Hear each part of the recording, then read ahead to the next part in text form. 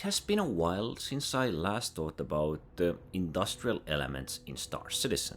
At the moment there isn't much, we only have certain types of activities and ships which can perform in these roles. We may not see many industrial vehicles as there are special areas, places where they perform their roles, so they're not a common sight.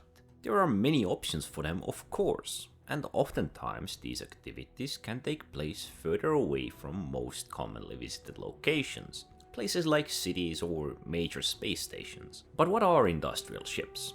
The most common example we have are the mining and salvage ships. There are also concept ships like the MISC Expanse, focused on refining materials actively in its working area, thus providing mobile industrial work processes.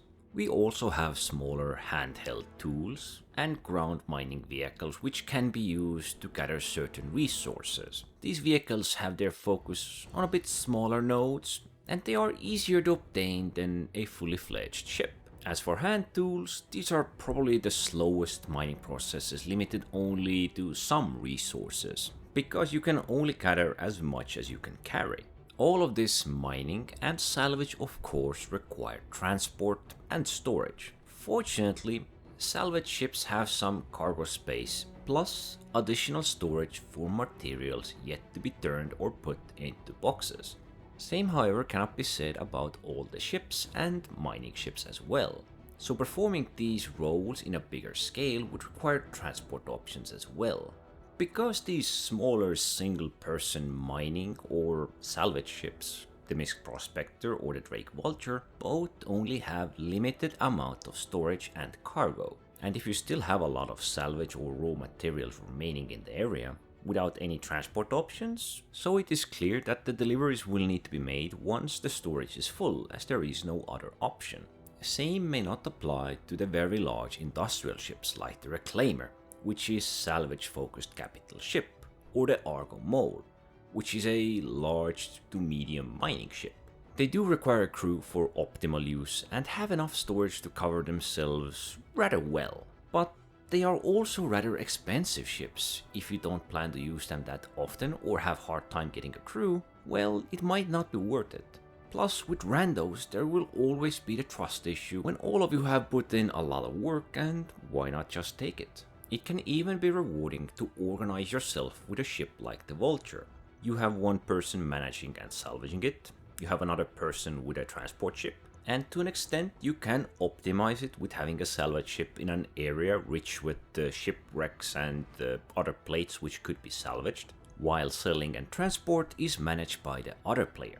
If you are truly dedicated to mining or salvage, the large ships can pay for themselves. However, they will require cooperation. In an organization focused on something like this, it can work, with a single goal in mind. When the base building additions arrive, this will give even more value for the mining and salvage organizations, thus possibly making them one of the biggest and most resource-rich crews running the verse. This all will depend on the amount of resources available to the rest of us. There are many more industrial-focused ships or machinery planned for Star Citizen. Not all of those will be for solo players, and not all of them will be ready soon. We have concept ships like the RSI Orion or Arastra, while also smaller yet to be introduced vehicles like the Grey Cat Sidanus. I'm not sure I pronounced it correctly.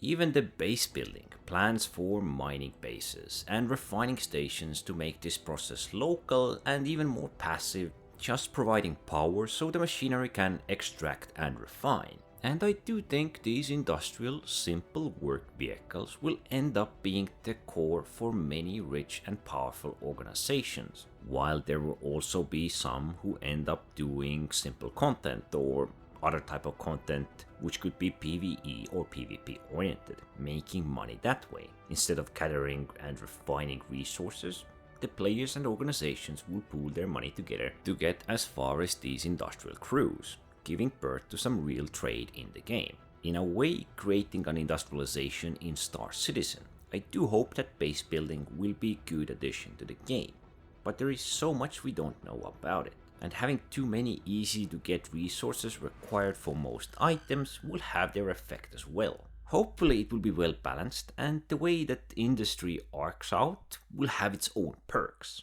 Anyway, don't forget to like, subscribe, and thanks for watching.